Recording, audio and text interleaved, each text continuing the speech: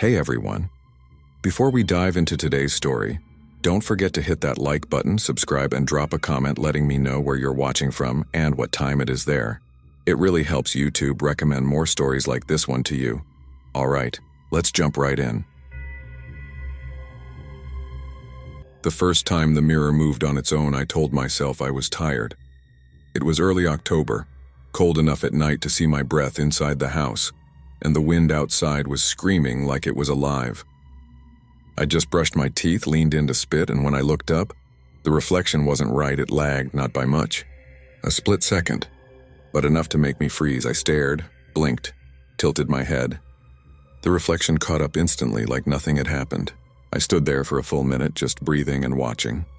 Every movement was mirrored correctly now. Maybe I imagined it.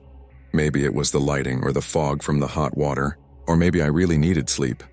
But as I turned to leave, I swear to God, I saw a shape in the corner of the mirror. A figure. Standing behind me, I spun around. No one. Just my tiny bathroom, wallpaper peeling, a dirty towel on the floor. The usual. I told myself again that I was just tired. That's what people do, right? When something scary happens, you rationalize. You explain it away. I didn't know it then, but that was the last night I ever looked into a mirror without feeling afraid. Let me back up a second. This wasn't some haunted mansion. It was a beat-up house in a dying Appalachian town. Population just over 700. I moved back after my dad passed, mostly out of guilt. He left the place to me, and it felt wrong to sell it. The locals remembered me, but I didn't remember them. Small towns are funny like that. Everybody knows your name before you even show up. The house itself was old. 2 stories. Wood creaked like it was in pain. The mirror in the bathroom was built into the wall. This tall, weirdly narrow rectangle that stretched nearly to the ceiling. Looked more like a doorway than a mirror, honestly. The glass was old too, warped a little with those tiny black freckles forming in the corners. My dad used to call it the truth mirror, which I always thought was a joke. He said it showed people how they really looked. I think that meant something different now. Things got worse fast. 2 days after the first glitch, I noticed the reflection sometimes. Didn't smile when I did. Not every time. Just when I wasn't paying close attention. I'd brush my teeth or shave or just pass by the mirror, and something would feel off, like I caught the tail end of something else happening in the reflection. One morning, I leaned in to pop a zit and swore the reflection blinked a second too late.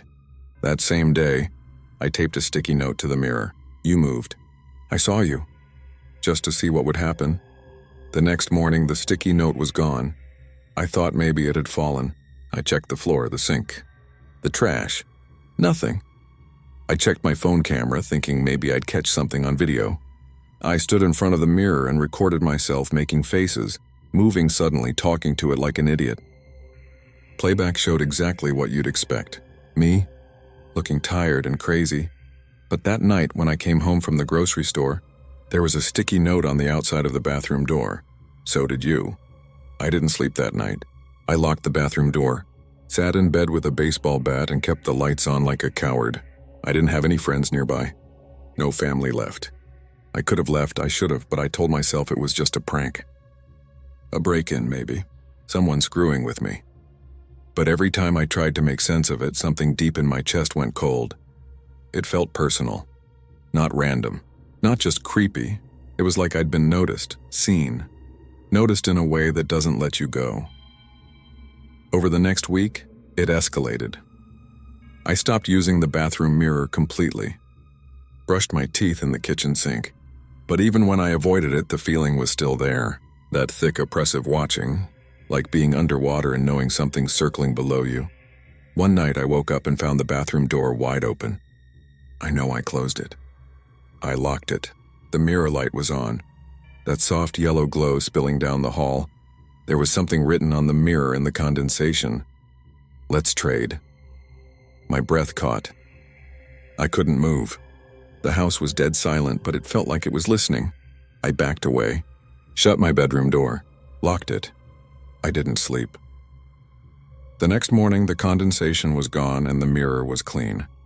No writing. No signs anyone had been there. I started having dreams. Not exactly nightmares, more like memories that weren't mine. I'd see an old version of the house, black and white almost, like I was watching through glass. There were people inside, faces I didn't recognize. They looked into the mirror and smiled like it was alive, like it was responding. I'd wake up drenched in sweat, heart hammering. I stopped sleeping altogether. I nailed the bathroom door shut, boarded it from the outside, used the toilet at the gas station across town. I thought that would stop it. It didn't. One night I walked past the hallway mirror, the one near the stairs. Just a tiny square, maybe 10 inches, barely enough to see your whole face, and I saw it. My reflection blinked sideways, not closed and open, sideways like a lizard. Both eyes at once flicking shut the wrong way. I smashed the mirror with my keys, cleaned up the glass, cried in the kitchen with every light in the house on. I realized then, it wasn't the mirror. It was the reflection. Mine. Or something pretending to be mine. And it wasn't stuck to one place anymore. The last straw came 3 days later. I woke up to the sound of humming. Low, off-key, familiar, like something from childhood. It was coming from the bathroom I'd boarded up. I grabbed my bat. My hands were shaking so hard I could barely keep my grip. The boards were still in place, but there was light coming from underneath the door, like someone had turned on the overhead bulb. Then the humming stopped, and a voice whispered right against the door like it was crouched on the other side. "I like it here." I didn't scream. I couldn't. My throat locked up, and then I heard something that made my legs go weak. It was me, talking, mumbling, low like I was half asleep. From inside the bathroom, I couldn't make out the words, but it was my voice, my cadence, my tone, just wrong, slurred like a copy of a copy. I backed away, left the house, didn't even grab a coat. I drove to a motel 2 towns over and stayed up all night with the TV on mute and a knife in my hand. The next morning, I called a contractor and paid him to rip the mirror out of the wall. Told him I was remodeling. I didn't even go inside. I watched from my car. When he came out, he looked pale. Said something weird. He goes, "That mirror wasn't bolted to anything. It just slid out, like it wasn't attached at all. And there's no wall behind it. Just black, like a hole." I asked if he was messing with me. He shook his head. Felt like it was breathing in there. That night, I went back to look for myself. I'll tell you what I saw in part 2, because I shouldn't have gone back. But I had to know. And now I think, it knows I know, and it's getting bolder. I shouldn't have gone back. Even as I walked up the porch steps, every part of my body was screaming to stop. The house looked darker than usual, like the windows were sucking in the sunlight instead of reflecting it. I had my phone flashlight on, but it barely touched the hallway once I stepped inside. Everything felt heavier. Like the air was thick, wet, my ears were ringing, the contractor had already left. The mirror was gone, so was the entire frame. Just an open space on the bathroom wall now, but it didn't look like a wall behind it. It was black. Not painted black or dark inside. Black, like a pit, like a void, and it was cold. Like walking up to a freezer that's cracked open. I stood in front of the opening, not breathing, and tried to listen. The house was dead quiet, but I felt watched. Not just from the wall, from behind me too. Like someone standing inches from my neck waiting for me to turn around. But the room was empty. Still, I couldn't make myself move. Then something inside that mirror space twitched.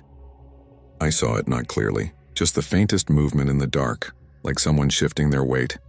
I stumbled backward out of the room. My legs barely worked. I slammed the bathroom door shut and dragged an old bookshelf in front of it. My whole body was shaking. That should have been the end of it. But later that night, in the motel, I saw it again. I was brushing my teeth in the little motel mirror. Tiny, cracked, nothing special, and I looked up. And for a split second, my reflection just stood there. I was still brushing, still moving. But the reflection had stopped, just for 1 second. Just enough to make my stomach drop. Then it caught up, smooth, natural, like nothing happened. But I knew. It wasn't gone. I don't know how to explain this in a way that makes sense, but it started spreading any mirror, any reflection, even windows at night. I'd see myself blink at the wrong time or turn my head a little too slow. I stopped looking. I'd cover every reflective surface, but even that didn't help. because sometimes I'd hear it in my own voice from behind me. It would whisper things I was thinking, just before I thought them. It would hum that same off-key tune from the bathroom. Sometimes it would giggle. My laugh, but wrong, too dry, too flat, like it hadn't used lungs in a while. I tried everything. I called a priest. He told me it sounded like schizophrenia and offered to pray with me over the phone. I burned sage, slept with a Bible under my pillow, broke every mirror in the house, threw away all my electronics, slept in a tent in the backyard for 2 nights straight, but it didn't matter, because it was inside me now. Not physically, I don't mean possession. I mean psychologically. The idea of it, the knowledge. It had tied itself to my image of myself. Every time I saw my reflection, I doubted it was me, and sometimes it wasn't. The worst night of my life came about a week later. I woke up to the sound of someone crying in the kitchen. Soft, breathy sobs. Like they were trying not to be heard. I reached for my phone. Gone. I looked at the door, wide open. I didn't want to move. Didn't want to know. But the crying got louder, so I got up. Tiptoed down the hall. The light over the sink was flickering. I peeked around the corner, and there, sitting at my kitchen table, back turned to me, was me, head in hands. Shoulders shaking. It was wearing the same shirt I'd worn yesterday. Hair was the same length. Even the scar on the left side of my neck from a bike crash when I was 13. It had that too. I should have run. But I couldn't. I just stood there, frozen, staring. Then it stopped crying. Sat perfectly still for a few seconds. Then it turned its head. Slowly. Too slowly. Not human slow. Like it was showing me how unnatural it was on purpose. And when its eyes met mine, I realized what the difference was. The eyes weren't reflections, they were windows. Black. Deep. Moving. Something inside them was watching me. It smiled. Not kindly. Not with sympathy. It smiled like it had won, and then it whispered, "Trade." I blacked out after that. Woke up on the kitchen floor. Sun pouring through the window, no sign of the thing, but something was wrong. I felt heavy. Like my skin didn't fit right. I ran to the bathroom. There was still a shard of glass stuck in the wall above the sink. I looked at myself, and the reflection didn't look back. It stared straight through me. It smiled on its own, then it blinked sideways. That was a month ago. Since then, I've avoided all mirrors, all windows. I don't even look at my shadow if I can help it. But it's not enough, because people around me have started acting weird. My neighbor, Joyce, who used to smile at me every morning, she flinches now when I wave. My boss asked if I was feeling okay because my face looked different. Even the barista at the coffee shop said, "You're not as talkative as usual." They're not wrong. I feel different, like something's riding just under my skin. Like my thoughts echo before they happen. Like something else is using my mouth sometimes when I speak. I don't think I'm the one in control anymore. And here's the part that keeps me up every night. I think the trade already happened. I think when I passed out in the kitchen, it took my place. The real me is in there now, behind the glass, stuck in the dark. And this version, this body, this skin, is just a shell it's using. I'm watching my life happen from the wrong side of the mirror. And it won't stop there. If you're reading this, if you're hearing my voice, I need you to understand. It starts with small things, a delayed blink, a reflection that lingers, a dream that isn't yours, and then it waits until you're vulnerable, until you believe you're seeing yourself, and then it asks, just one word, trade? If you ever hear it, don't answer, not even in your head, not even as a joke, because once you acknowledge it, it's already too late. The second I stepped onto the porch, I knew something was wrong.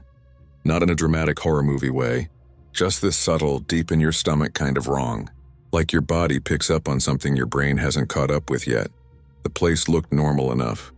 Weather-worn wood, chipped green paint on the door, one of those old rocking chairs that creaks when the wind hits it just right. But the silence? It was off. No birds, no crickets. Just wind moving through dead leaves, dry and sharp like something was scraping bone. I should have left right then, but I didn't. Because I was trying to prove something. Let me back up. My name's Riley. I grew up in a nothing town in the Appalachian foothills. Most people leave by the time they're 20, and those who stay get quiet. The kind of quiet that makes you wonder if they've seen something they can't explain. When I came back last fall, after 10 years away, I heard the same old stories. The woman who sings near the quarry, the shadow that walks the treetops after midnight, and the one that really stuck, the cabin on Dogwood Hill. They say it belonged to a trapper way back in the 1800s, that he went crazy, killed his family, then just vanished. Some folks say he still lives up there, feeding on animals, whispering to the trees. Others say it ain't him anymore, that something else took over the cabin long ago. Of course, everyone has a cousin or friend who spent the night there and saw something. But no one ever had photos. No proof, just stories. So I figured, screw it. Let's find out. I packed light. One flashlight, a few snacks, water bottle, my phone, though I knew I wouldn't get signal, and an old Polaroid for kicks. Took Dad's truck up the old forestry road and hiked the rest. By the time I reached the top of Dogwood Hill, the sun was fading behind the ridge. The trail was overgrown, but the cabin stood like it had always been there. Half-eaten by the woods, moss creeping up the sides, but intact. I stepped on the porch, and that's when the feeling hit. That wrongness, I ignored it. Took a few pics. Opened the door. It wasn't locked. Inside, it smelled like dust and mold and something faintly sweet like rotting flowers. The place looked untouched. Old wood stove in the corner, a rusted kettle still sitting on top. Bed against the back wall, mattress mostly springs and straw, table with 2 chairs. No signs of animals or squatters. Just stillness. The creepiest part? There was a full-length mirror nailed to the wall opposite the door. Clean, untouched, no dust. No reflection flaws, just him there. I don't know why, but I couldn't look away from it at first, like I was waiting for it to blink. Eventually I turned away, unpacked my stuff, and settled in for the night. That's when the weird stuff started. First it was the noises, soft scratching from under the floorboards.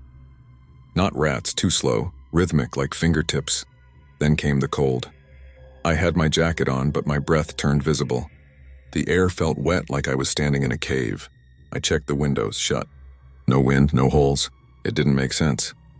Around 11 p.m. I started hearing footsteps on the porch, not heavy boots, barefoot. Just skin slapping wood. 1 step, pause. 2 steps, pause. I held my breath, listened. And then, a knock, tap tap on the window. I didn't look. I just turned off the lantern and waited. No more noise. I sat there in pitch black for at least an hour, muscles locked. Finally, I fell asleep. More from exhaustion than calm. What I woke up to was worse, not because something had happened, but because nothing had. No footprints outside, no fog on the glass, no marks on the floor except the mirror. It had moved, not by a lot, but it was tilted.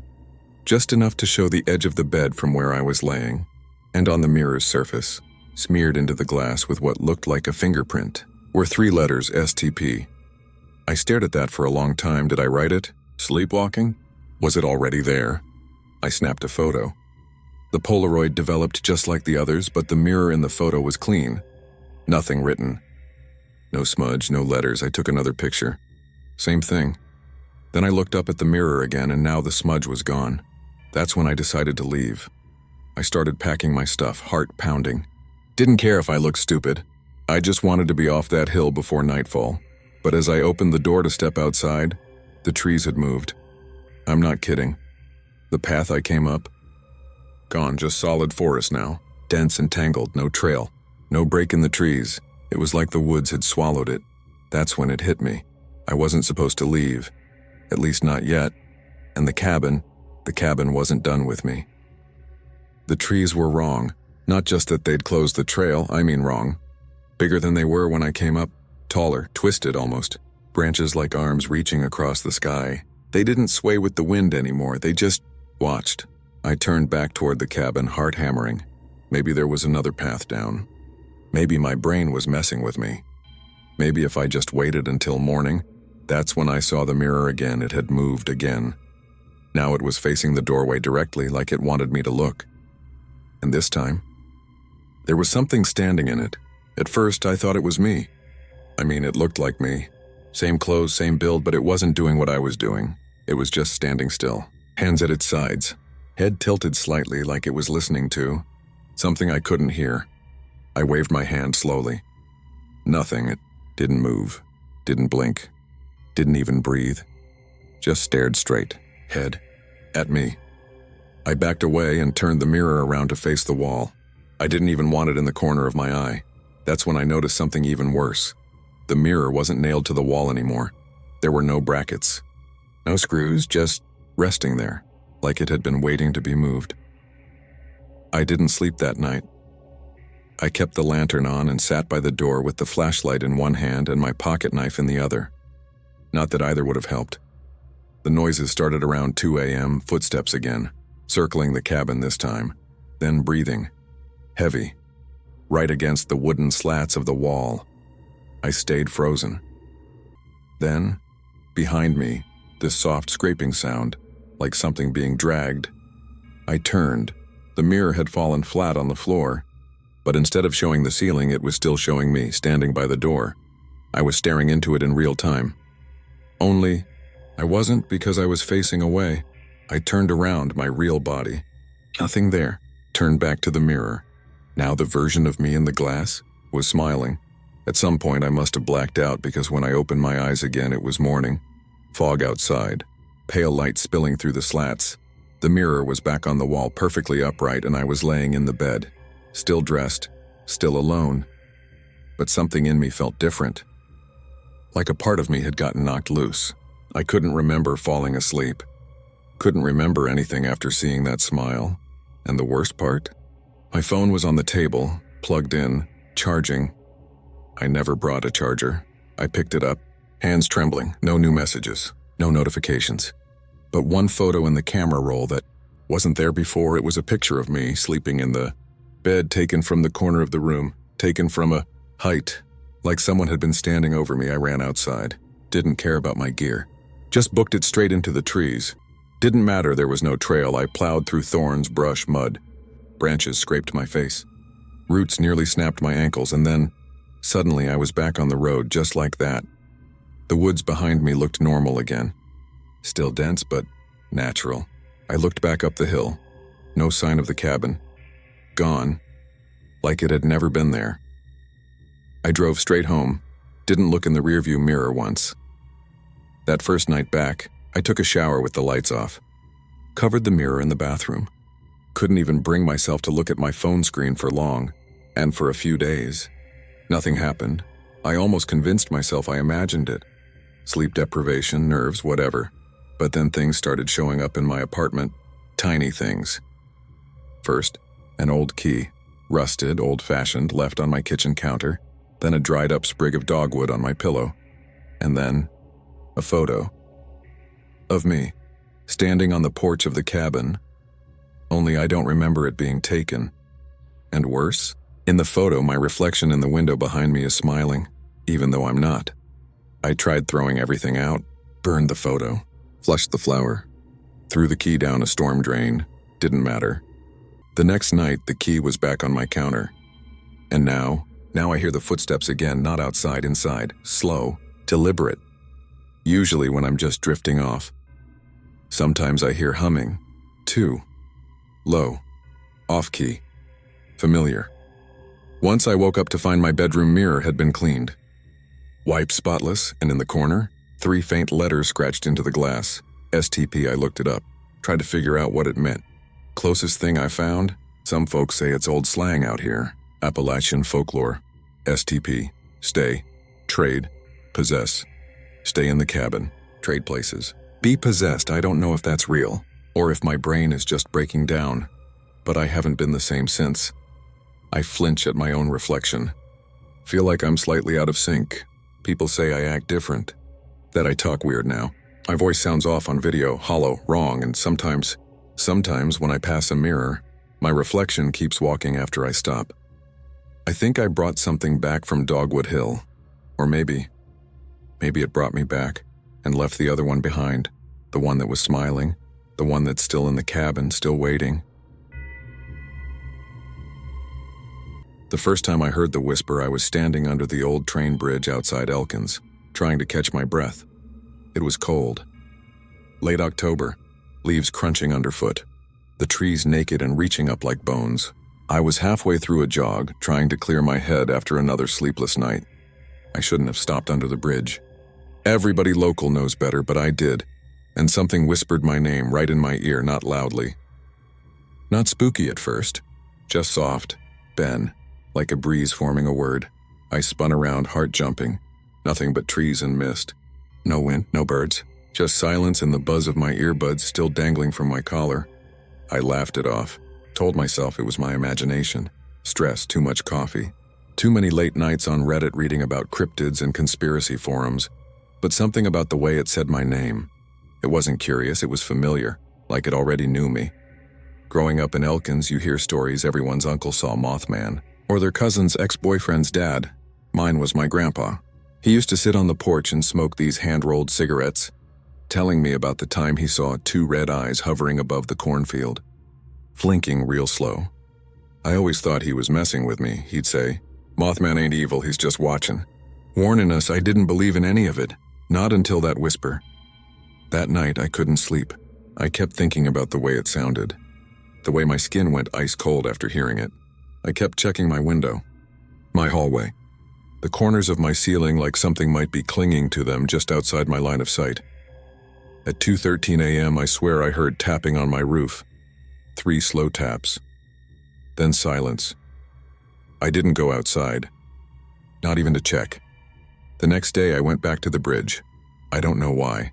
I told myself I wanted answers, or maybe I just wanted to prove it was nothing. But deep down, I think I already knew something was happening. Something old. I brought a recorder with me this time. Walked under the bridge, waited. Nothing. Then just before I turned to leave, there it was again. Ben. Right behind me. I whirled around. Still no one. But this time, the recorder caught it. I played it back on full volume in the car, and my stomach dropped. It didn't sound human. It didn't even sound organic. It was dry, hollow, almost metallic, like something trying to imitate a voice it didn't fully understand. Over the next few days, the whispers followed me. Not all the time, just in quiet moments.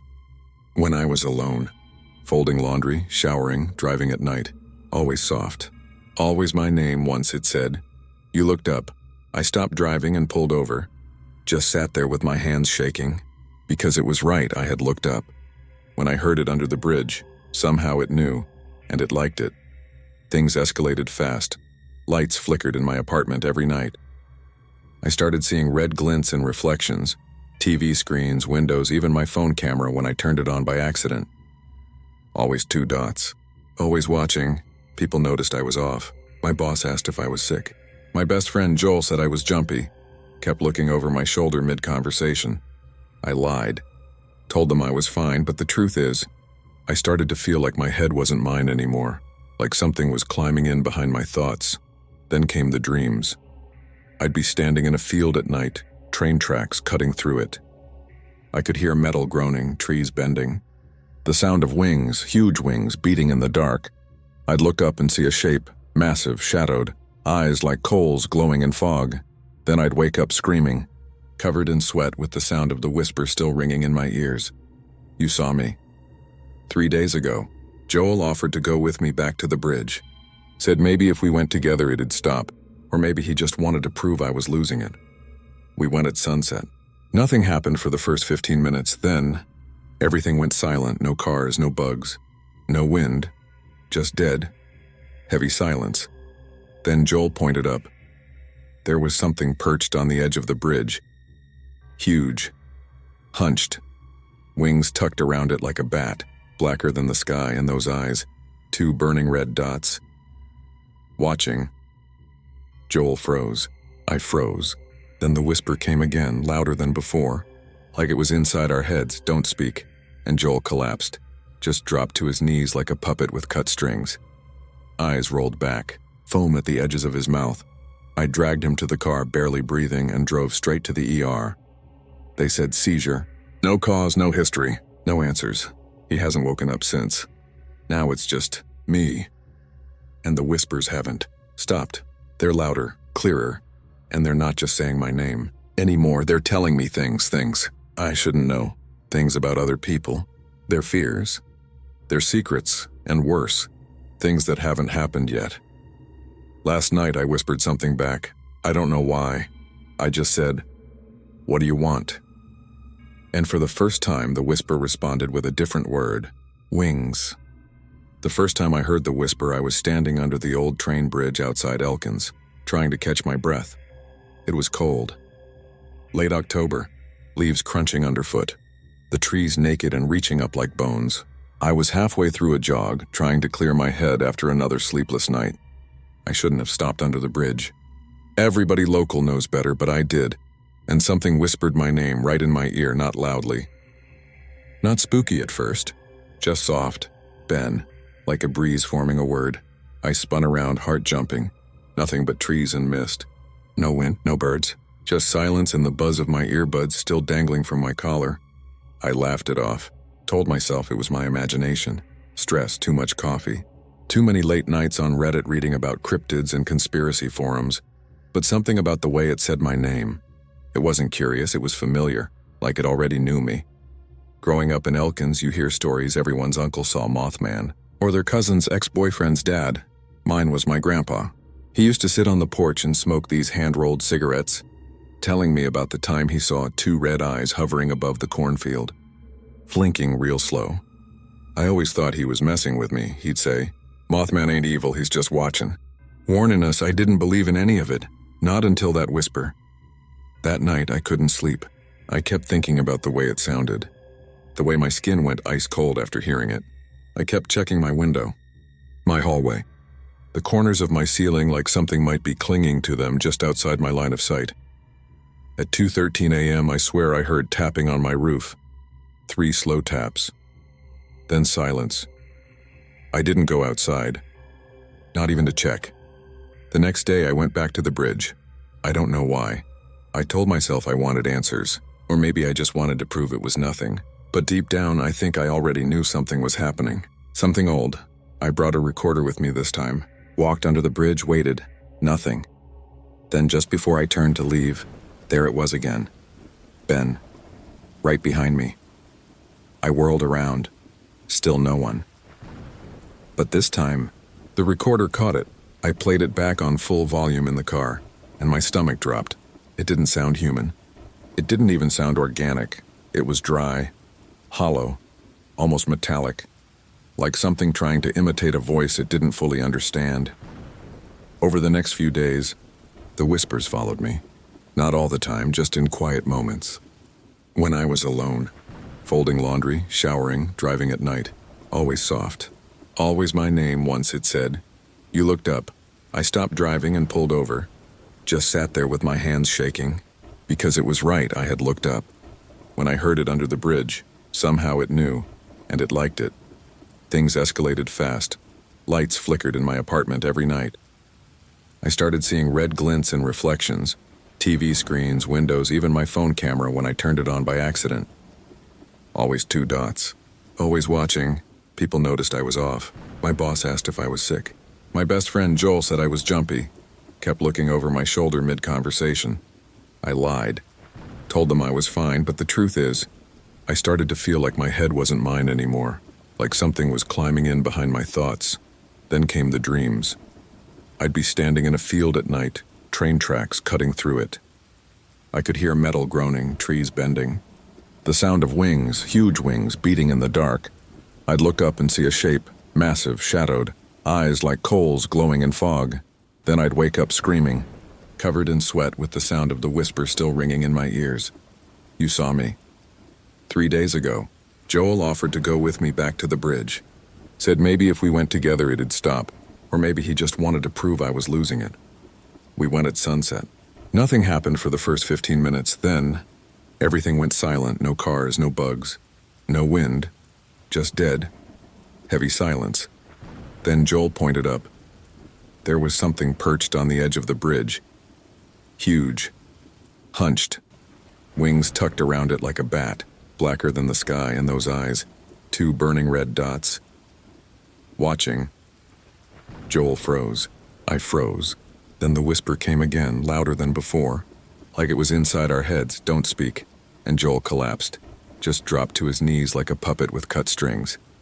Eyes rolled back, foam at the edges of his mouth. I dragged him to the car, barely breathing, and drove straight to the ER. They said seizure. No cause, no history, no answers. He hasn't woken up since. Now it's just me. And the whispers haven't stopped. They're louder, clearer, and they're not just saying my name anymore. They're telling me things I shouldn't know. Things about other people, their fears, their secrets, and worse, things that haven't happened yet. Last night I whispered something back. I don't know why. I just said, "What do you want?" And for the first time, the whisper responded with a different word: wings. It's inside me now. I don't mean metaphorically. I don't mean paranoia. I mean it moved in. The first few days after Joel collapsed, the whispers never left. They used to come at night. Now they come whenever they want. In the shower. In the store. Sometimes while I'm mid-sentence. At first, it was just my name. Now they say things like, "Closer. You hear us? He's almost ready." I don't know who he is, but I think they mean me. I've stopped seeing people. I keep the curtains closed. Tape over every outlet and reflective surface. My apartment smells like burnt sage and mold. I don't sleep much. When I do, it's all fields and tracks and wings overhead. The red eyes come more often now, not just in dreams, in real life. I'll glance at the microwave and see them behind me in the reflection. I'll pass a car window and catch a second face beside mine. Sometimes I feel warm breath on the back of my neck. It smells like wet feathers and static. 2 nights ago, I woke up standing at the bridge, no jacket, no shoes, just standing there, barefoot in the gravel, staring up at the rusted steel beams, and I heard it again, 100 voices layered into one. The sky is thinning, then silence. I tried to run, left town the next day, packed my bag, didn't tell anyone, took back roads through the mountains. No GPS, just gut instinct and the need to get away. I lasted maybe 5 hours. The whispers followed, even out there, deep in the woods where there's no signal, no streetlights, no people. I pulled over to sleep, and when I woke up there were feathers on my windshield, black, matte, longer than my arm, and written in condensation on the inside of the driver's side window. "You saw us. I haven't gone back to work. Haven't checked on Joel. I don't know if he's even alive. Sometimes I wonder if I'm alive. I don't recognize my own voice when I speak. It comes out hoarse and distant, like someone playing a recording through a long hallway. I look in the mirror and feel like my reflection's lagging.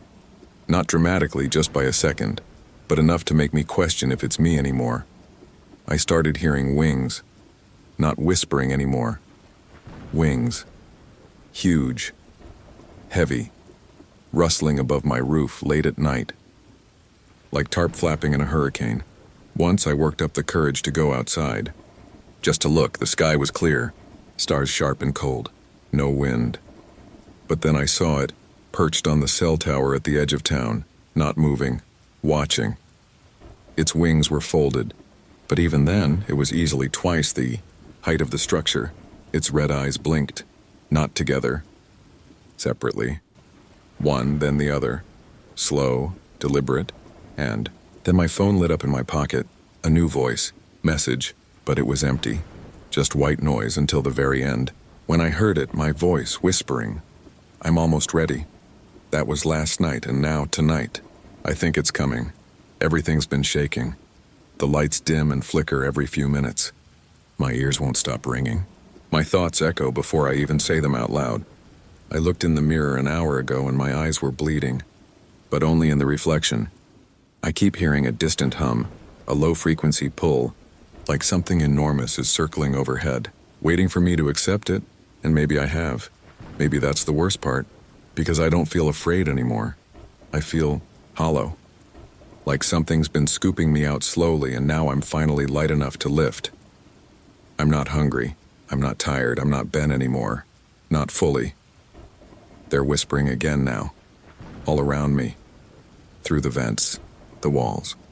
My own skull telling me it's time, telling me I've seen too much to go back, telling me the sky is open and the signal is clear and the veil is thinner here, telling me he chose me because I listened, Because I looked up, because I believed. So I'm writing this down as a warning, or maybe as a confession, or maybe it's just the last thing I get to do before I'm not me anymore. If you're reading this, if you've ever heard your name whispered with no one around, if you've looked up at the wrong time, don't answer. Don't whisper back. Because once you do, he knows, and once he knows, you start to change. We found her boot near the edge of Meadow Creek, half buried in the mud, toes pointed toward the water. That was the first sign we were too late. I'd been on the CR team for 6 years. Search and rescue. Mostly hikers getting turned around or old folks wandering off trails. A broken ankle here, dehydration there. Rarely anything worse than a helicopter lift in a case of exposure. But this was different from the start. Her name was Elise Harper, 15. Went missing after arguing with her mom during a camping trip. Took off into the woods around 4 p.m., said she needed air. Never came back. Her family waited until sunset before calling us. I got the ping around 9 p.m., full moon, fog already setting in. We launched 3 teams out of base camp by 10:30. I took the southern trail, closest to the creek. The second we passed the old ranger sign and dropped below the ridgeline, the woods changed, not just darker. Wrong, no bugs, no owls, no wind, just wet leaves and a kind of dense quiet that sat in your chest like pressure. We found the boot about a mile in. I radioed it in, marked the coordinates, and kept moving. My partner Jess was up ahead scanning with the thermal cam. That's when we heard it. A voice, high-pitched, weak, like a child calling for help. It came from deeper in the trees. Past the creek bend. Help me. We froze. Jess looked at me. That sounded like her. But the voice didn't come again. So we went after it. The trees got tighter as we moved forward. Branches low, scraping our arms and backpacks. The ground went soft, sucked at our boots. The creek was louder now, rushing water echoing off the rocks like static. The further we walked, the more disoriented I got. I checked my GPS. No signal. I looked back. The trail was gone. Like the forest swallowed it. Jess said, "We didn't come this far, right? Doesn't this feel?" Longer I wanted to agree. I did, but I didn't want to say it out loud. Another voice came, this time behind us. Same tone. Same pitch, but closer. "Help. Please, help me." Jess turned around, flashlight sweeping the trees. "That's not funny." I didn't say anything, I said. She shined her light right into my face. I wasn't talking. Neither of us were. We moved faster after that. No trail. Just instinct. And then we found it. Her jacket. Torn. Hanging off a low-hanging branch like it had been placed there. Blood on the sleeve. That's when the radio crackled. White noise. Then, coming from inside the tree line, it wasn't our team, it was Elise's voice on the radio. Jess dropped hers. I picked it up. "Who is this?" Silence. Then again, just above a whisper. "You're close." That was enough for Jess. She wanted to turn back. I didn't blame her, but I couldn't walk away. Something about the voice, the way it knew our names, our positions. It wasn't just mimicry, it was intelligent, and it wanted us deeper in. Another hour passed. No trail, no stars. Just trees pressing in tighter and tighter. Eventually, we reached a clearing, a perfect circle of mossy ground surrounded by old pines. Dead quiet there, sitting in the middle. Elise, at least we thought it was her. She had her back to us. Legs crossed, head tilted, I whispered, "Elise?" No response, Jess stepped forward. "Hey, are you hurt?" "Don't move, still nothing." I raised my light, and that's when I saw her eyes. She didn't have any. Just hollow sockets. Not bloody, not gouged, just empty, like they were never there to begin with. She turned toward us with that same tilted head, smiling, and whispered, "Found you." She didn't move. She just sat there in that clearing, smiling with those hollow eye sockets, like she didn't need to see us to know we were there. Jess froze beside me. I could feel her body trembling. "Elise?" I said again, barely breathing. "We're here to take you home." No answer. She just tilted her head the other way, slow, deliberate, and started humming. That same 3-note tune we'd heard echoing through the trees earlier. High, low, high, like a child's lullaby. Jess backed up, whispering, "That's not her." And I believed her, because Elise, or whatever that thing was, wasn't breathing. We ran. Didn't say a word, just turned and sprinted into the trees. But the woods had changed. The path we came in on, gone, the mossy clearing, now behind us and in front of us, like we were stuck in a loop. No matter which way we turned, we ended up right back in that circle. Only now, there were more figures. 4, maybe 5, all sitting cross-legged in the moss, all with hollow eyes, all smiling. I screamed. Jess dropped to her knees, and then came the voice again, but not in the air in our heads. We are not the ones who are lost. It wasn't Elise's voice anymore. It was hundreds, layered, buzzing, like something ancient had crawled up through the soil just to speak. I grabbed Jess and pulled her up. She was sobbing, her lips moving silently like she was praying. I didn't know where to go, but I ran anyway, pushing through branches, stumbling over roots, blood streaking down my arms. Behind me, I heard more voices, all mimicking people I knew. My mother, my wife, even myself. "Help me," my own voice whispered behind my ear. After what felt like hours, we broke through the trees, back onto the gravel road. The same one we started from. It was just there, like it had never been gone. We collapsed near the ranger truck, breathing hard, cold, mud-soaked. The sun was coming up, and behind us, in the tree line, I saw them, 3 shapes, standing perfectly still, smiling, watching, hollow eyes glowing faintly in the early morning mist. We told our supervisor Elise was never found, didn't mention the clearing. The copies, the voices. Jess left SR the next week, said she was done with the woods forever. I didn't blame her. But here's the thing, no one talks about. Sometimes, the missing don't want to be found. Sometimes they see something out there, something that speaks to them, makes them feel seen, loved, understood. And sometimes they answer back. They sit down in the moss, close their eyes, and trade places. The people we find, sometimes they're not the ones who left. Sometimes they come back hollow. It's been 6 months, I still work SAR, but I don't go near Meadow Creek, not alone, not ever again. But I still hear that lullaby sometimes, right before I fall asleep.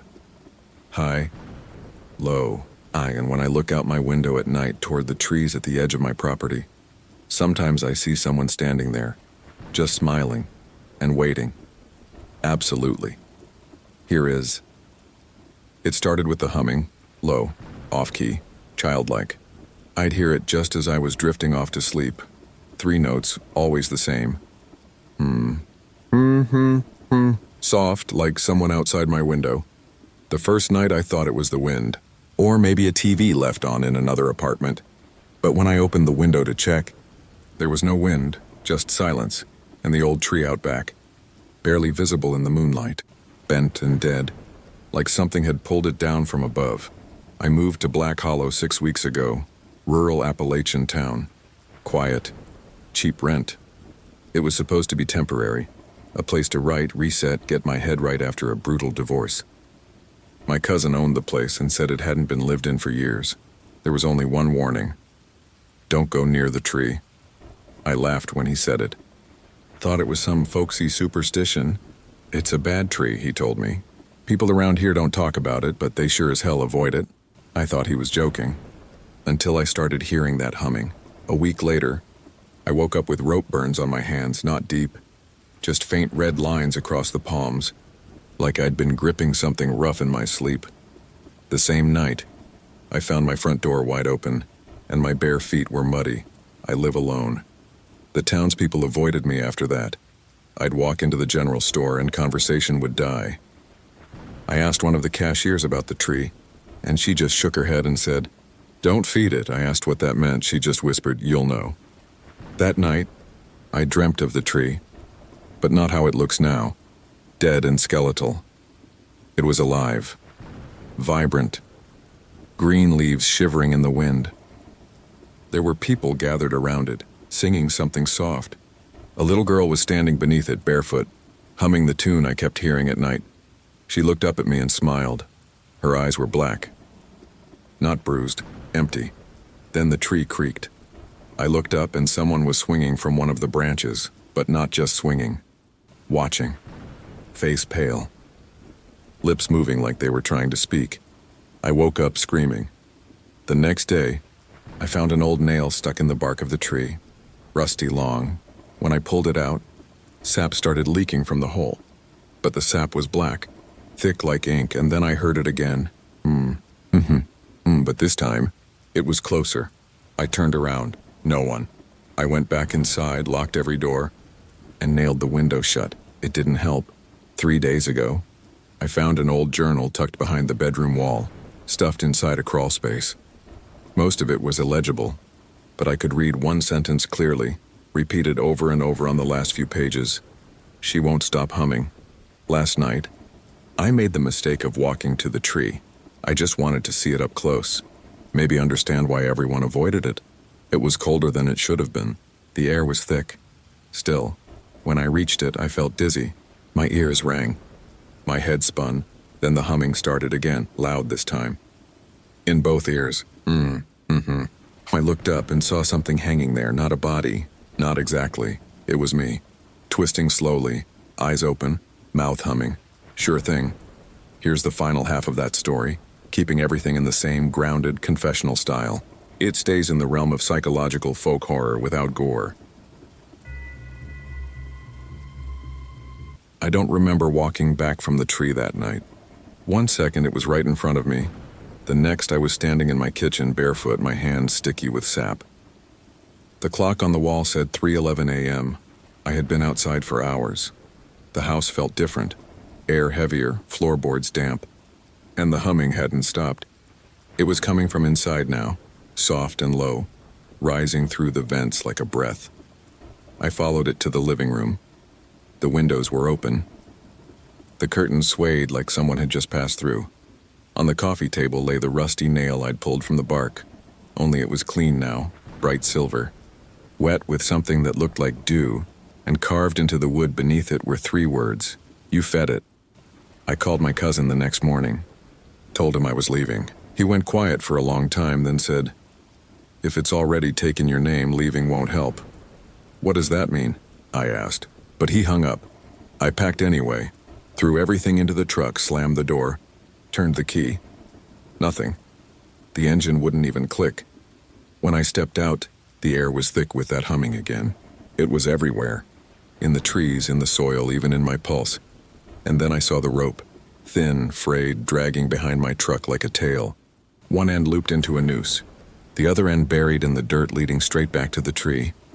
I followed it with my eyes. The tree was closer than it should have been, maybe 20 feet from the porch now. Its branches shifted even though the wind was still. That night I lit a fire in the yard thinking I could burn the rope, maybe even the tree itself. The flames took fast, but the moment they touched the bark they went out. Just gone. Like someone sucked the air away and the humming grew louder. Low, female, almost gentle. I couldn't help it, I answered. "Who are you?" The voice paused, then clear as anything whispered back, "You." I don't sleep anymore.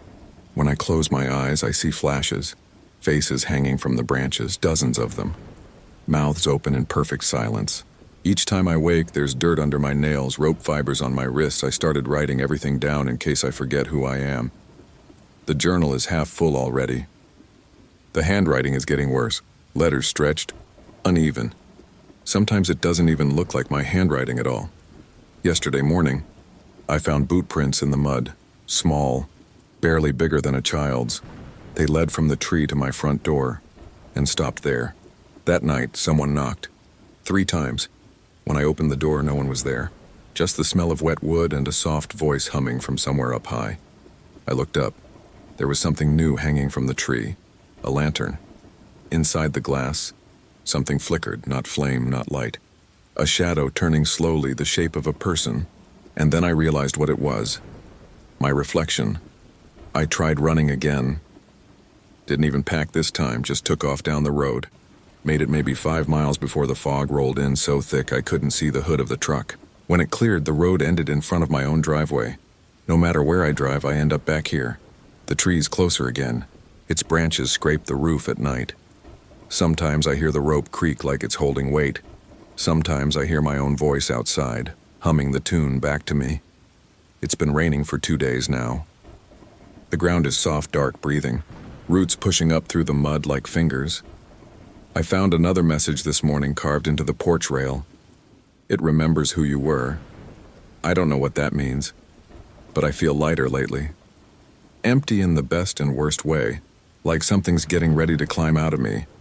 If anyone finds this notebook, don't touch the tree. Don't listen when it hums, and whatever you do, don't answer, because the moment you do, it learns your rhythm, your breath, your pulse, your name, and then it starts humming back. I can hear it now, right outside the window. The tune's slower tonight, almost kind. I think it's time to see what it wants. The rope's already hanging there, swaying in the rain. It keeps humming my name, and I can't stop humming along, absolutely, and continuing right now with... It started with the knocking, not loud, not frantic. Just this steady, slow thump coming from beneath the floorboards. Always late at night. Always in threes. Thump, thump, thump. I would have thought it was pipes or an animal if it weren't for one thing. The basement door was nailed shut. From the outside. The house belonged to my mother's side of the family. I inherited it after she passed last spring.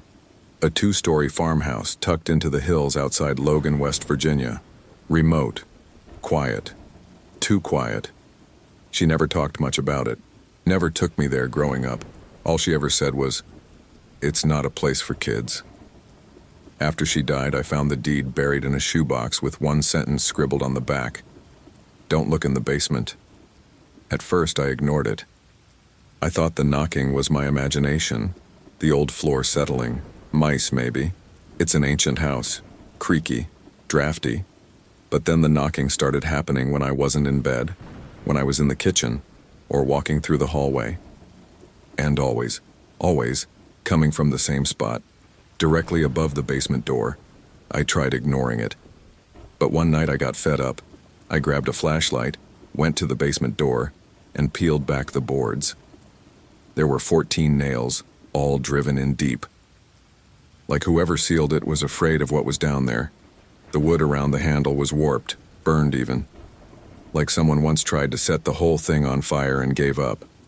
I got about halfway through pulling the boards off before I stopped. Because from the other side of the door I heard breathing. Not heavy, not fast, just waiting. I backed away and left the boards as they were. I told myself I'd call a contractor, maybe a priest. I didn't. Instead, I stopped going near that part of the house at night. I turned the hallway light off and tried not to think about what was under my feet. It didn't work. The knocking got louder, and sometimes I'd hear whispering, like someone pacing below the floorboards, repeating the same word over and over. Too quiet to make out, too clear to be the wind. Then the dream started. I'd be standing at the top of the basement stairs holding a lantern. The door would swing open behind me, even though I never touched it. Something would move at the bottom. Just a shape. Crawling. Slow. Then I'd hear my mother's voice behind me whispering, "You shouldn't have come back." I tried sleeping in the truck. Didn't help, because one night I woke up in the driver's seat at 3:33 a.m. with the basement key in my lap. I never took it from the house. 2 days ago, I lost power during a storm. No light, no phone, no heat.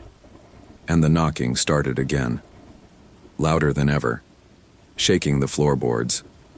This time, it wasn't in threes. It just kept going. Thump. Thump. Thump. Thump.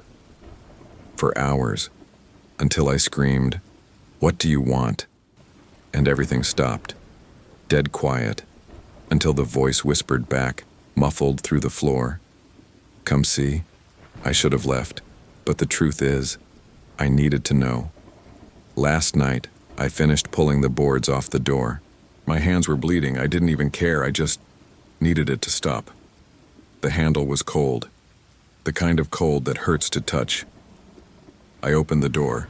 The air that hit me was wet, moldy, ancient, like something sealed off a century ago.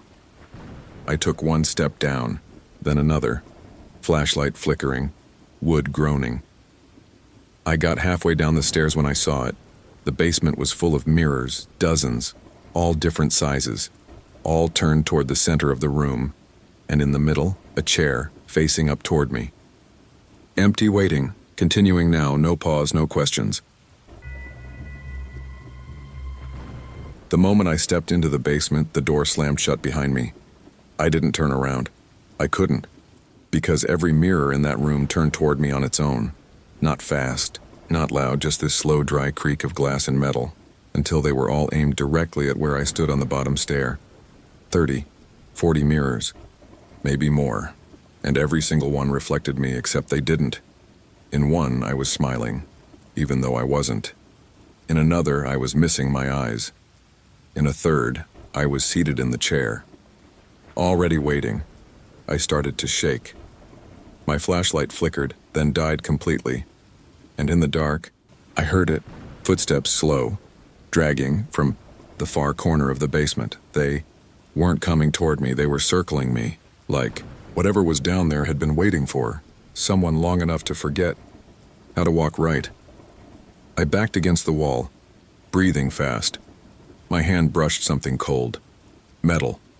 A nail, just like the ones from the basement door. It was driven into the wall from the inside. There were dozens, hundreds, nails jammed deep into the brick. All of them bent and rusted like someone or something had tried to seal itself in. And then I heard her voice again. My mother's. Why did you open it? But it wasn't upstairs, it came from behind me. From the chair, I turned. There I was, sitting in it. Same clothes, same face, same breath. Only, smiling, not with kindness, with recognition. It spoke in my voice. You're the last one. I ran. Didn't look back. Didn't grab anything. Just sprinted up the stairs and shoved the door open. It wasn't locked. But it didn't want to open. Had to throw my entire weight against it until the wood splintered, and I spilled into the hallway. House was silent. The lights were back on, the storm was, and everything looked normal. Except every mirror in the house was cracked. Fractured from the inside, I tried leaving, I swear I tried, packed a bag, slammed the door. Drove 3 hours north, but when I stopped at a gas station to check the GPS, I realized I'd made a loop. I was 5 minutes from the farmhouse, same road, same mile marker. No matter how far I drive, I always end up back here the same way my mother did and her mother before her. I found more journals in the attic, old, rotting, full of warnings. Things like, don't speak to your reflection, never sit in the chair. If the basement calls, do not answer. One journal had a family tree inside. My name was already written in, below it, one final line. It needs us to remember. The mirrors stopped reflecting me 2 nights ago. Now when I walk past them, they show the basement, no matter where I am in the house. The chair, the shape that looks like me. Closer every time.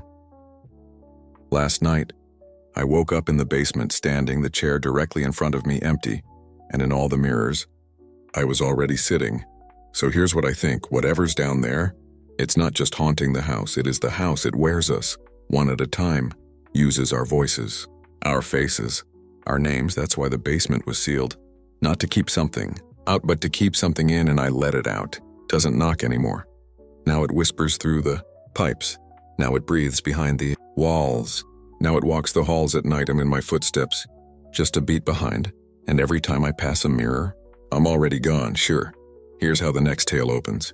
It stays in that grounded, someone telling you what really happened voice and focuses on human fear and isolation. They came back last night.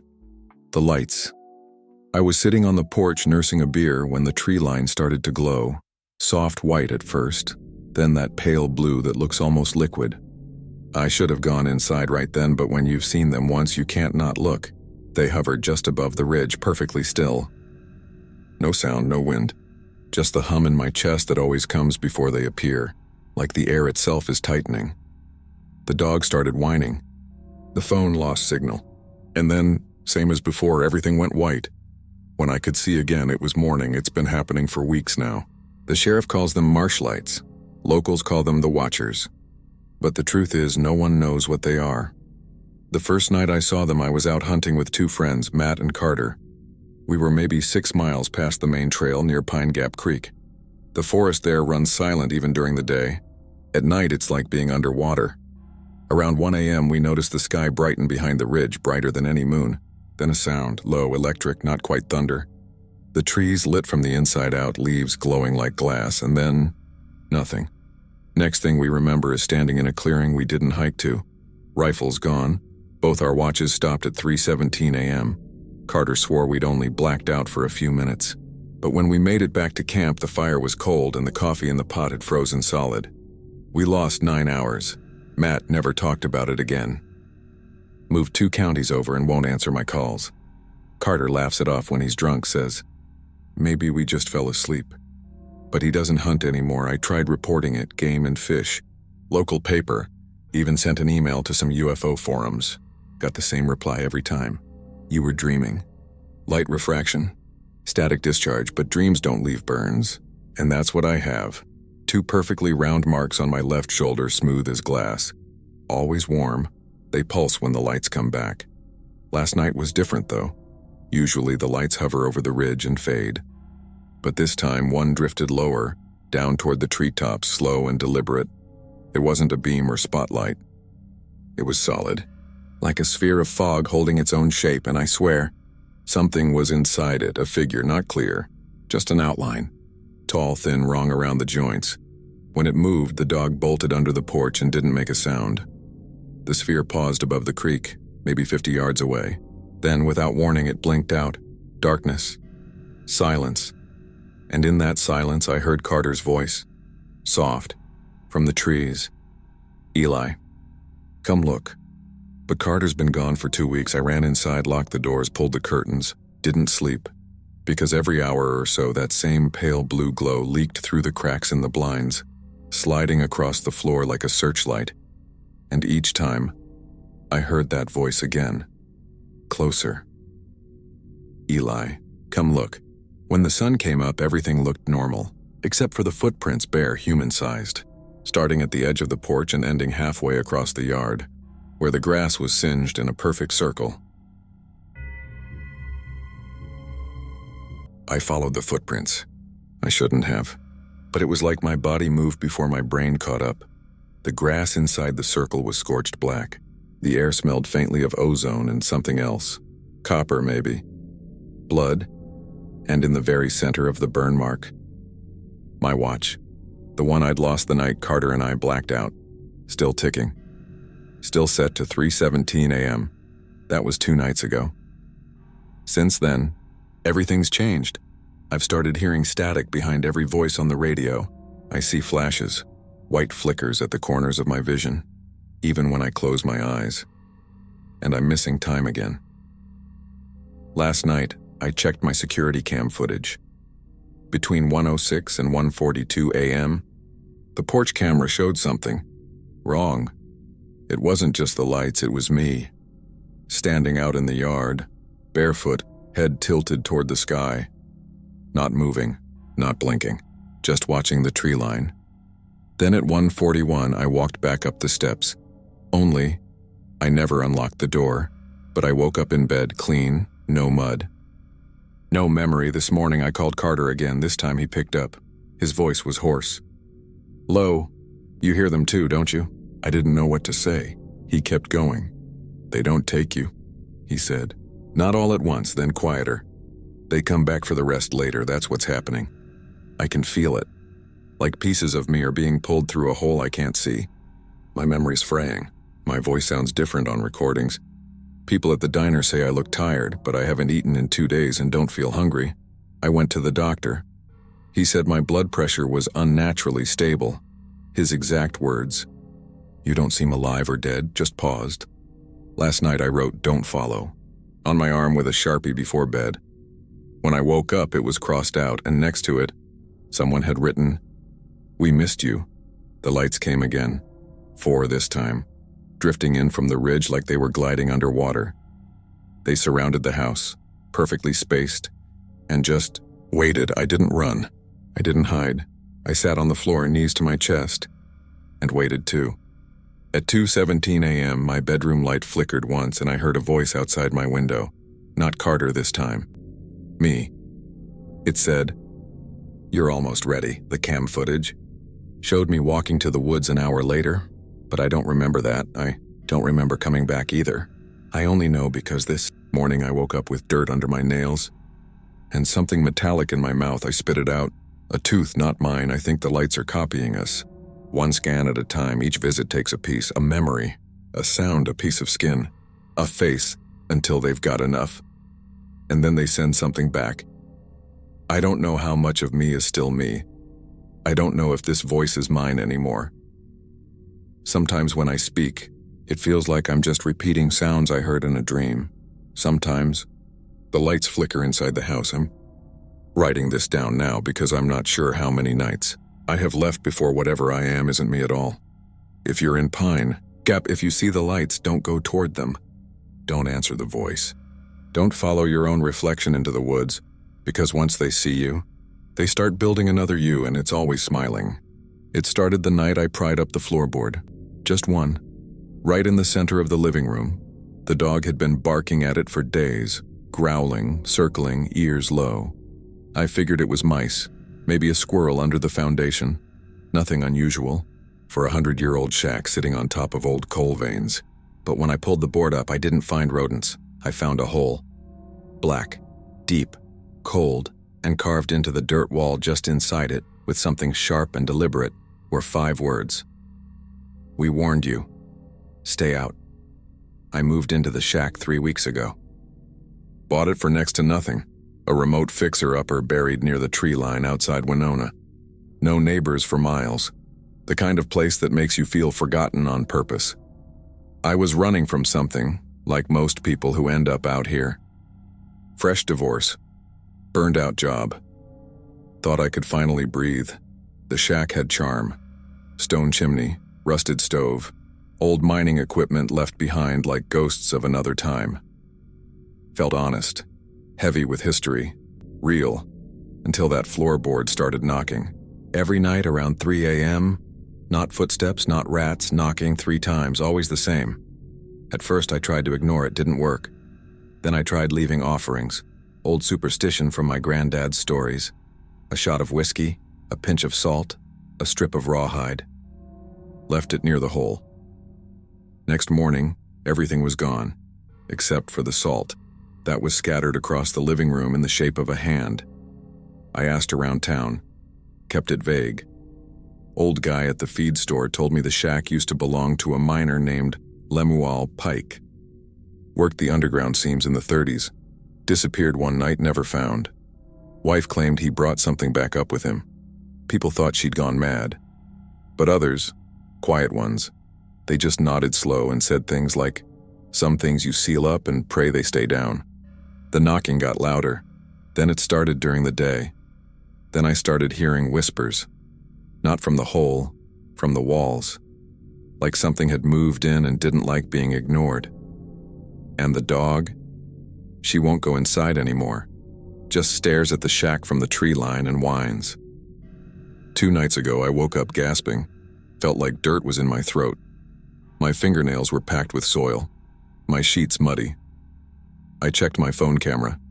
There were photos I didn't take. 8 of them. All black at first, then gradually brighter, like something was climbing up from the dark. The last photo was me, sleeping, covered in coal dust.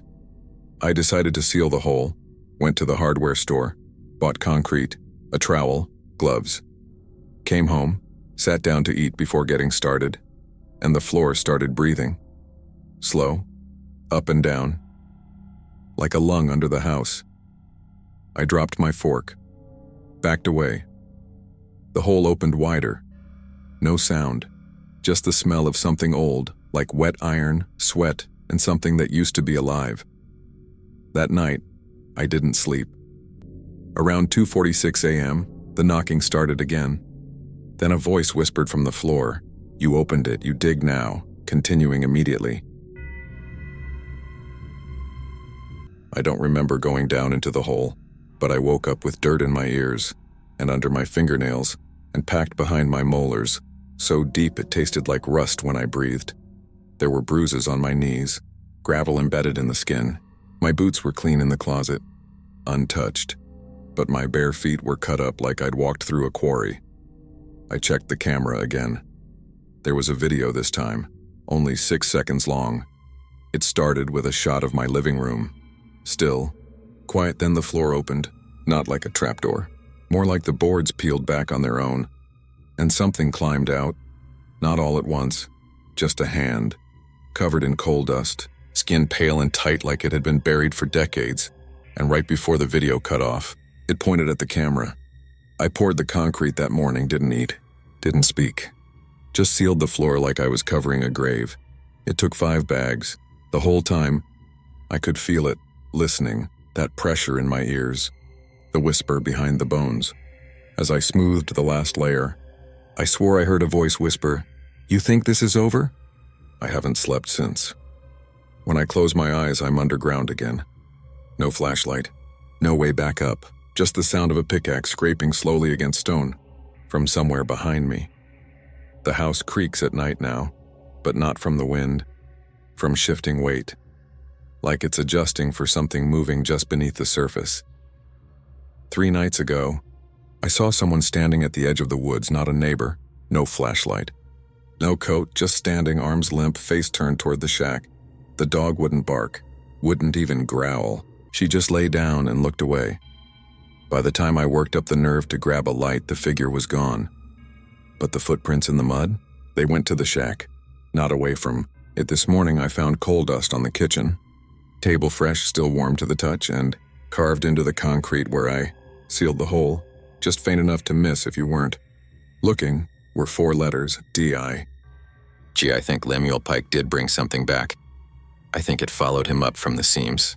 Not a spirit, not a ghost, something older, hungrier, clever, enough to wait for a new name to call home, and I gave it one. It's quiet again now, too quiet. That awful kind of silence that feels like breath being held. I don't know what it's waiting for, but I know this. It doesn't want out, it wants me down there with it. If you find this journal, don't pull up the floorboards, don't follow the whispers, don't answer the knock, and if you hear the breathing, it already knows your name. The moment I stepped inside, I knew the house didn't want me there. It was in the way the floor sagged beneath my boots, like it was sighing.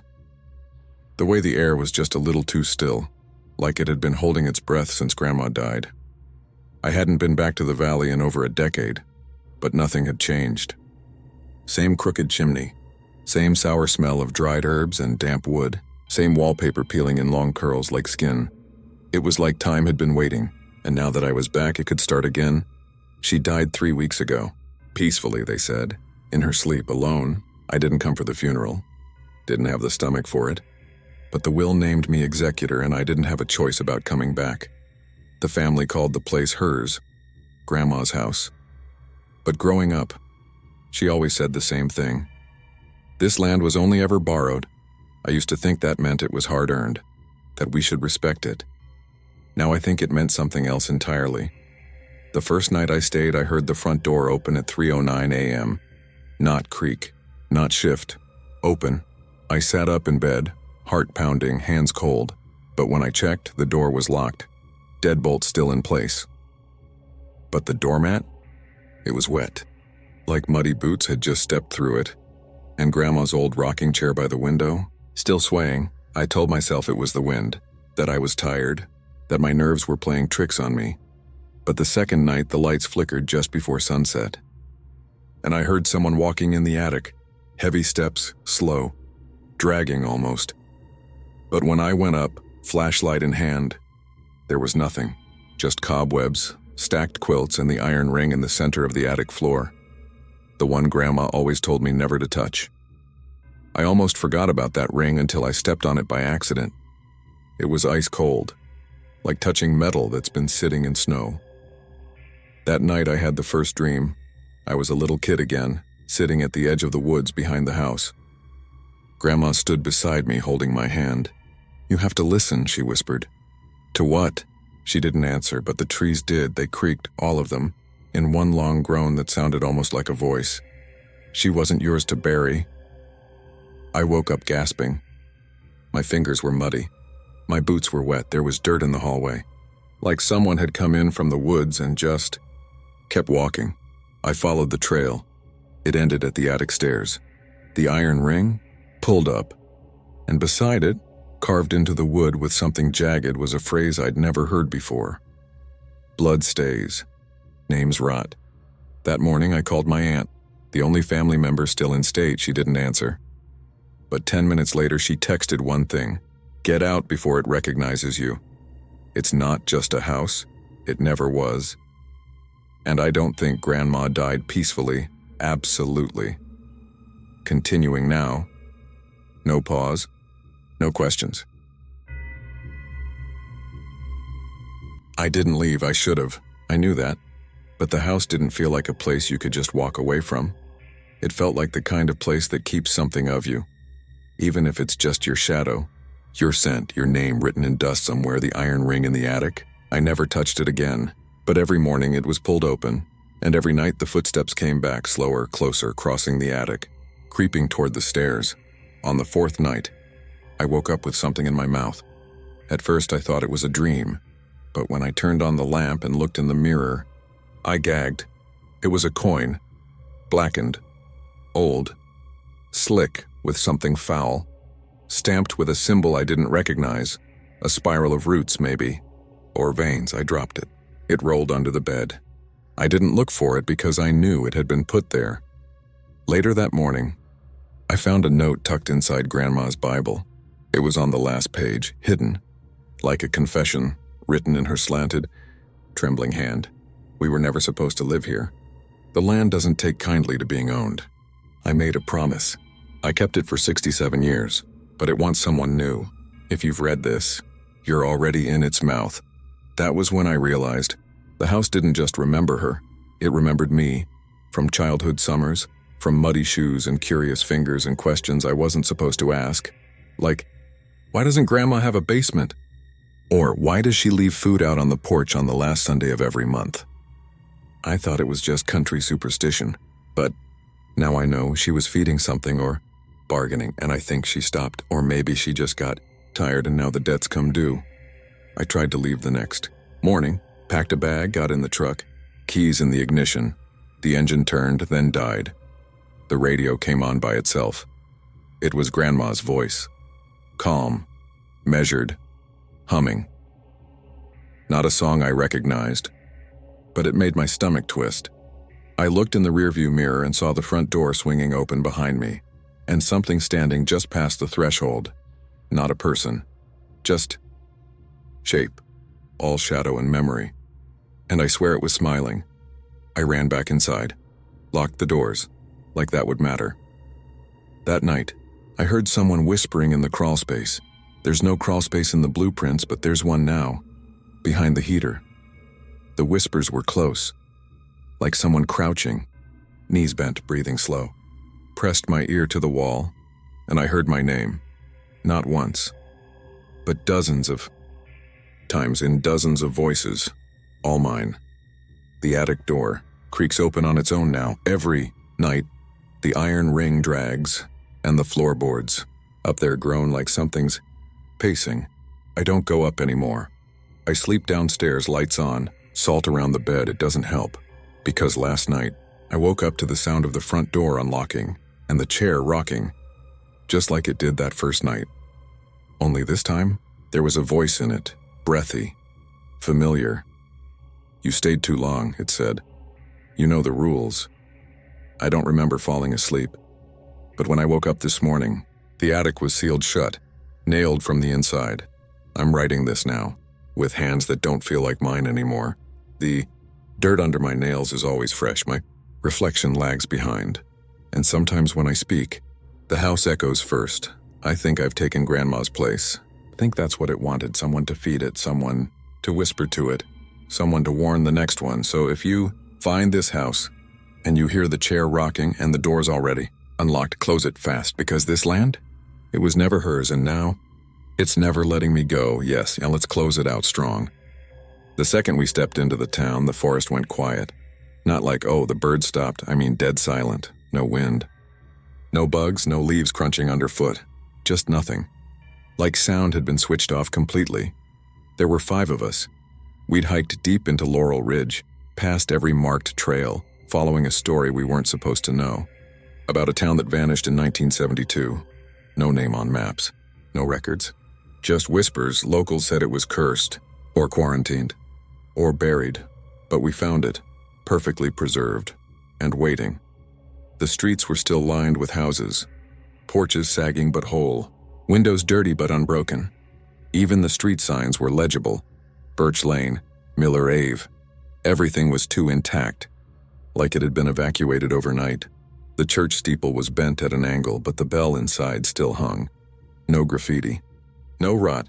Just that silence, the kind that makes your ears ring, that makes your heartbeat feel too loud. Jesse, our self-appointed leader, thought it was awesome. He said, "This is gold. People are going to lose their minds when they see the footage." He was already filming, sweeping shots of the town square, close-ups of cracked storefronts. He made us pose in front of the post office like tourists, but I felt sick, like the air was too heavy, too thick, like we were being swallowed. Things started going wrong that night. We set up camp in a dry goods store. Blankets on the floor, lantern on the counter. Around 2 a.m., I woke up needing water. Everyone else was out cold. I grabbed my canteen and stepped outside. That's when I realized the stars were gone. No moon. No clouds, no sky, just pitch black above us, like someone draped a tarp over the whole town. And in that darkness, I could see lights, not stars. Windows in the houses across the street, all of them glowing faintly yellow, even though we'd seen no power lines. No generators, and inside those windows, people. Standing still. Backs turned, all of them. I went back inside. Didn't sleep. Didn't wake the others. I didn't know how to explain what I'd seen without sounding crazy. By morning, all the lights were off again, no footprints, no sign anyone had been there, but the silence hadn't broken. Not even a breeze, and that's when we noticed. Our watches had stopped all at the same time. Jesse brushed it off. Said batteries die, whatever. But Mason, quiet guy, skeptical, took his watch apart. Battery was fine. He looked at us and said, "I think something's wrong with this place." That's when I realized. We hadn't heard our own voices echo since we got there. No bounce, no reverb, just flat nothing. Like the town was swallowing sound whole. Later that day, Jess found a newspaper in one of the mailboxes, no date. No headline, just a page torn from the middle. Only 3 words printed on it, center-aligned. "You're still here by dusk." We tried to leave. Didn't pack up, just left, took the route we came in. It didn't work. 2 hours later, we were right back in the town square. No one said anything. We just stood there, listening to the quiet scream around us. That night, we stayed in the church. We didn't sleep, we didn't speak. And just before dawn, the bell rang, once, no rope, no wind, just one low metallic chime, like a countdown. The bell only rang once, but it echoed inside us. You know that feeling when something startles you and your skin goes cold before your brain catches up? That's what it was like something had marked us, and now it was counting down. We tried to leave again that morning. Did everything right, compass, sun, our original GPS track. Didn't matter, we walked for 3 hours in one direction, straight, didn't turn, didn't talk, and ended up back in the town square again. Jesse finally admitted it. Okay, something's wrong. But it was Mason who said the part we were all thinking. His voice was shaking. "I think we're not in time anymore." No one replied. That night, we set up camp in the schoolhouse. Old desks, chalk still on the board, but the walls were covered in handprints, small ones. Dozens of them, all smeared in what looked like dried ink or ash. No names, no writing, just prints. On the floorboards, someone found a journal wedged behind the teacher's desk. Only a few pages were readable. The last page just said, "We heard the bell." It never stops after that. You just forget it did. We all started dreaming that night. The same dream. We were standing in the middle of the town, but it was upside down. Sky below, ground above, and houses around us like teeth in a circular mouth. Something was moving between them. Not walking, sliding. Each time we blinked, it was closer. But we never saw it move, and every time it appeared, it was shaped more like one of us. Until the last time I blinked, it was me. I woke up screaming, but no sound came out. None of us could speak that morning, like our voices had been stolen. That was the 5th day, Or maybe the 6th, we stopped keeping track. Watches were dead. Phones just showed a black screen with a single symbol burned in, like a sun with teeth, no apps. No numbers. Just that icon. Jesse was the first to leave. Not the town. Just us. Walked off down Birch Lane without a word. We didn't follow. We just watched him disappear into the distance. And when we passed that street later, no sign of him, not even footprints. By the next day, it was just me and Mason. Jess sat down in front of the post office that morning and never moved again. Wouldn't eat. Wouldn't blink. Just stared at something only she could see. When I shook her, she whispered, "I remember being gone." Mason wanted to try something different. "We don't leave by walking," he said. "We leave by being forgotten." He said it like it was a solution, like it made sense, and then he did something I'll never forget. He reached into his mouth and pulled out a tooth. Didn't wince. Didn't bleed. He dropped it on the street and vanished. No noise. No flash. Just gone. I'm alone now. I think the town is almost done with me. The windows light up at night again, and I can see people watching from inside. People with my face, my jacket, my stare. They don't move, but they're getting closer to the edge of the glass every time I look. Last night, I stood in the square and screamed, not for help, but just to hear something, and it echoed finally, but the echo didn't come from the buildings. It came from under them, like something deep below had finally opened its mouth. Woke up this morning to find the bell rope in my hands, wrapped tight, burned into my palms and written in the dust on the floor beneath me. "You're ringing it next if anyone finds this. Don't follow the ridge trail past mile marker 17. Don't believe the map when it shows an empty clearing. And if you hear the bell, don't wait for the second chime because by then, it's already inside you."